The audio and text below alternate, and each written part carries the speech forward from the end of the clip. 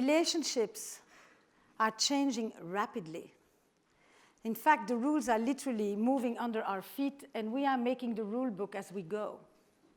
And for the past 35 years, I have helped people navigate the challenges of modern relationships, both personal and professional. But I got particularly interested in the couple, in the romantic couple, as an example from which we can learn so much about the culture of relationships today, including what we aspire for in our work lives. Why the couple? Because if you think about friendship, it hasn't changed too much in the last 100 years. If you think about sibling relationships, they haven't changed that much.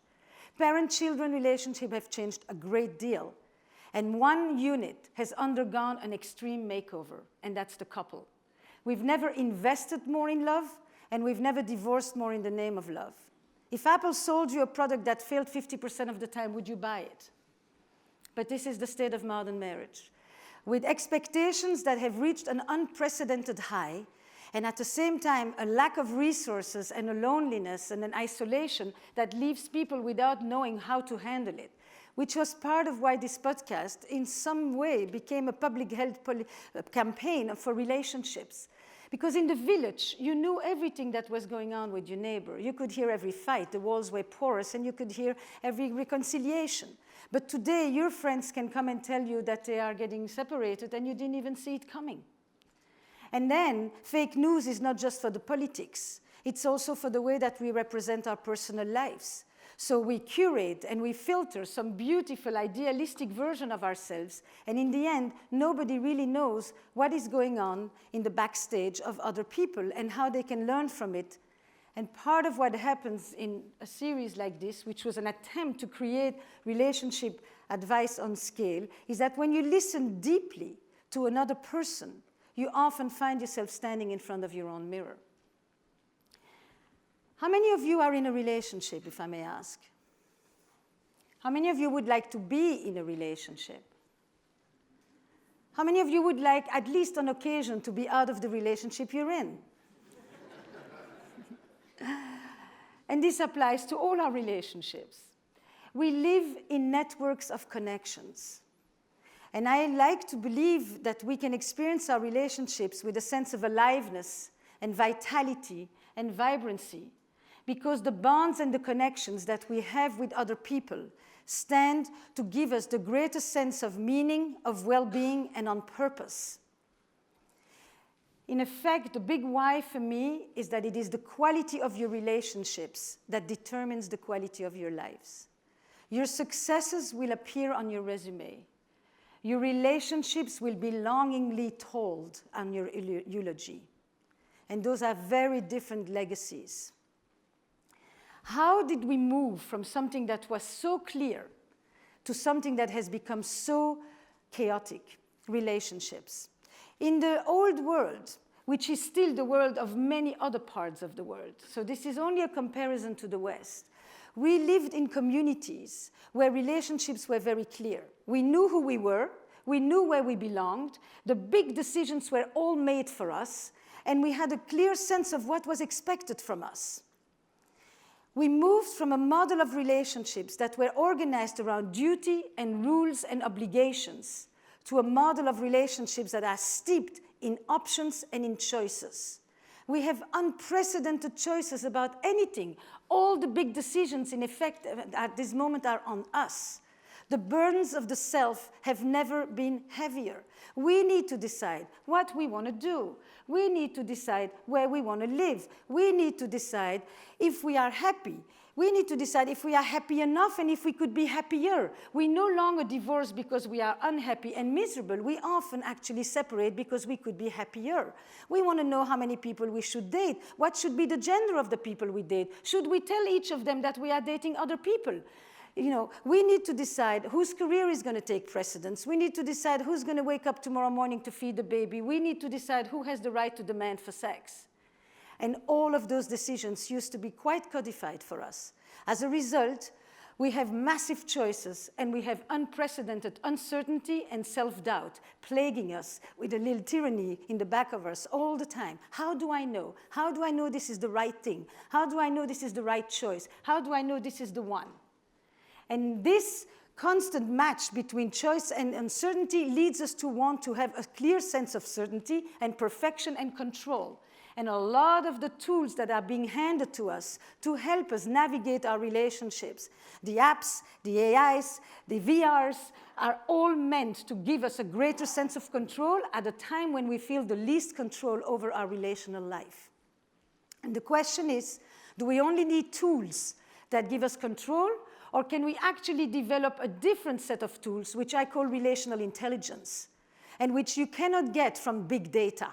It's a different kind of knowledge. It's a more intuitive, relational knowledge that comes from the process of iteration and reiteration that we have in our relationships. Not too long ago, when we married, we had sex for the first time. Today, when we marry, we stop having sex with others. Not too long ago, monogamy meant one person for life. Today, it means one person at a time. And you can each talk about how you are monogamous in all your relationships, plural. Not too long ago, sexuality was primarily for reproduction inside of marital life, in order to have 8 children who were going to be an economic asset and not an economic drain as they are today, and in order for it to be a woman's marital duty. Today, with the advent of contraception and the democratization of it, we have shifted a model of sexuality from duty to desire. Like with brands, desire, love is not enough. We need to be in the mood, we need to be excited, we need to be inspired. Like in the large economy, we have moved from a production model of marriage to a service model of marriage. We evaluate the quality of our relationships by the quality of the experience. We evaluate the quality of our relationships to brand, the quality of our relationship to our job. Am I inspired? Am I moved? Am I recognized? Am I being seen for who I am? Am I being met at my most authentic? You recognize? These two cultures are actually, interestingly, coming together in very new ways. We are infusing the market with terms of purpose and emotionality like never before, but we are also bringing to our romantic lives a level of romantic consumerism like never before. In the village, I needed to choose between John and James. Right now, I have 1,000 people at my fingertips.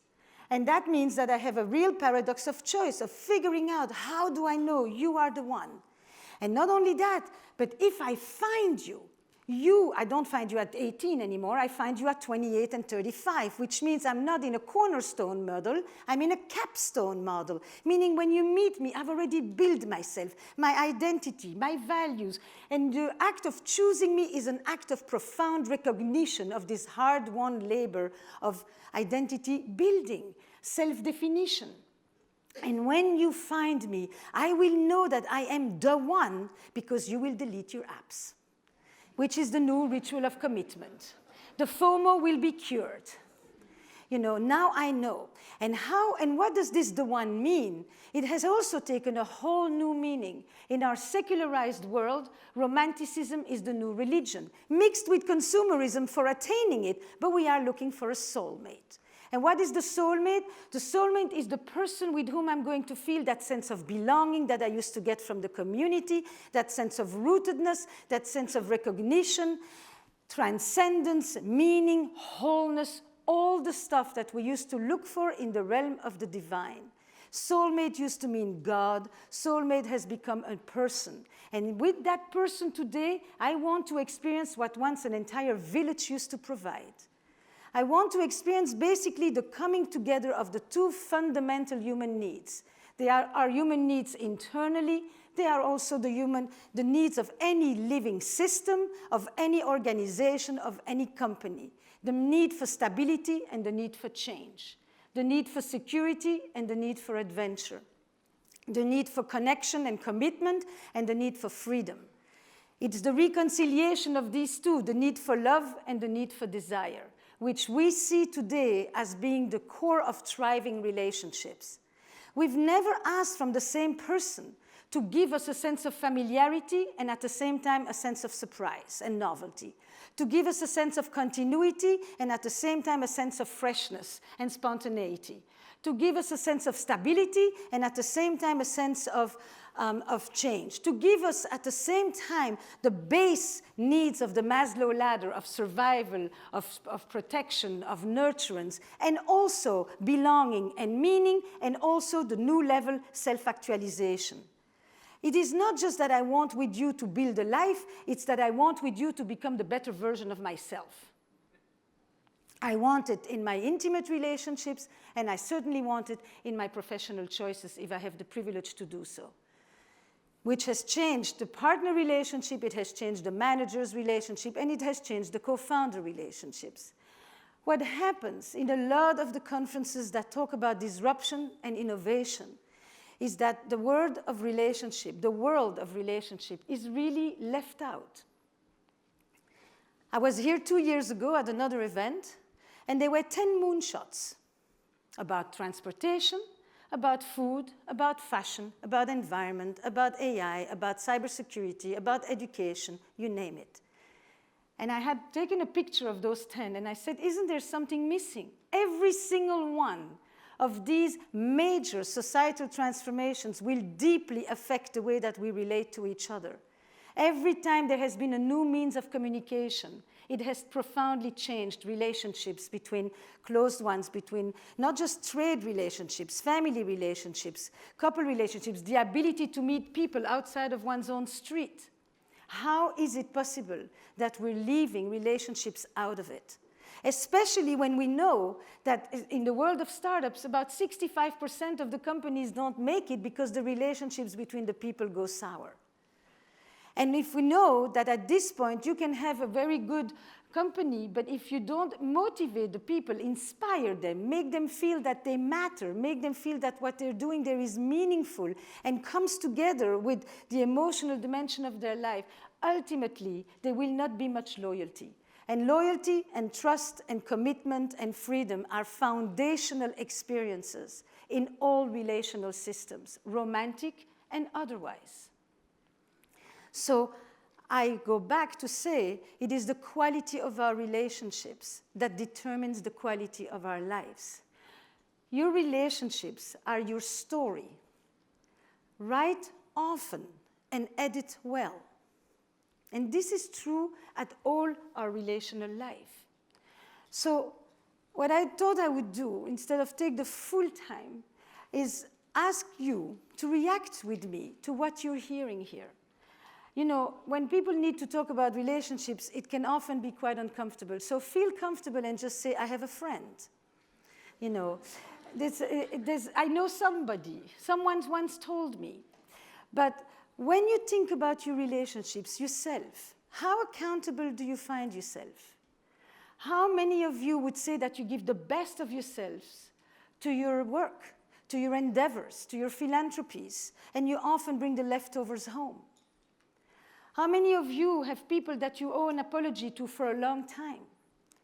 How many of you would probably say that you have spent a lot of meaningful time helping others, but often away from the people that are closest to you and that make it possible for you to be there doing your other things? How much relationship accountability do we have these days? One of the things that the digital and the technologies has created for us is that it has offered us a situation that is often called stable ambiguity. It's probably one of the most interesting positions at this moment. In stable ambiguity, I have a way of staying connected, but not too much that I lose my freedom, and just enough that I don't feel completely alone. The words for stable ambiguity have to do with icing and simmering. And then the big level of closure, of diminishment of accountability is ghosting. Ghosting, people have always been rejected. But there is a way today in which I can be 1 minute with you, around 300 texts, back and forth, back and forth, back and forth, with all the shots up in my brain that I need to, and then 1 minute I'm erased, deleted.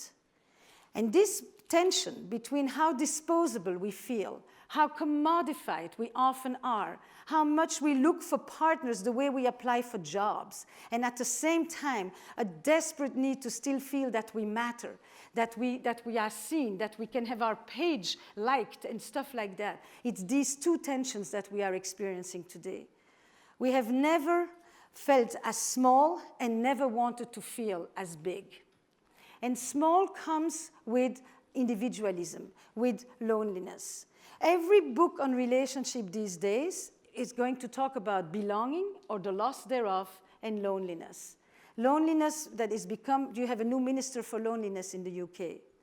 And in the US, it is surpassed obesity as the most important public health crisis. Because when people are not well in their relational life, when people suffer relational pain, or when they don't have a relational well-being, it directly affects every other part of their life. Their physical health, their ability to be productive, their ability to show up at work, their ability to be attentive to others. It's not the way that we've often thought, the other way around, that it is the physical health that creates stress. Nothing as a marker, more than health insurance, is the primary determinant of health and physical health than our emotional well-being. All of us who are going to be in the sphere of innovation, when you think, when you develop an AI, when you know that the more diverse it will be, the more attuned to our emotions. And we know that this is where the brush is at this moment. How much can we get an emotion out of a robot? How much response can we get? Yesterday I was hearing that it's not bad that a robot would know how to talk to you when you are angry, because the robot has been programmed to know exactly what it is that it needs to say to you so that it would soothe you. The problem is that empathy, connection, is not when I know that you've been programmed. It's when I know that you are deeply listening to me and that you care enough to want to give me a different response. And that quality of connection is what we cannot forget when we go ahead to program things. So, as a closure to this conference, I think that we are, I'm not the last one, but we are reaching the end. Since Jason was saying that we were also going to imply the sexuality piece, here's one little checkup for you. How many of you, the last thing you touch before you go to bed is your phone? How many of you, the first thing you touch when you wake up is your phone? Okay. And how many of you have a person next to you while you're doing this? All right. Change it. Thank you.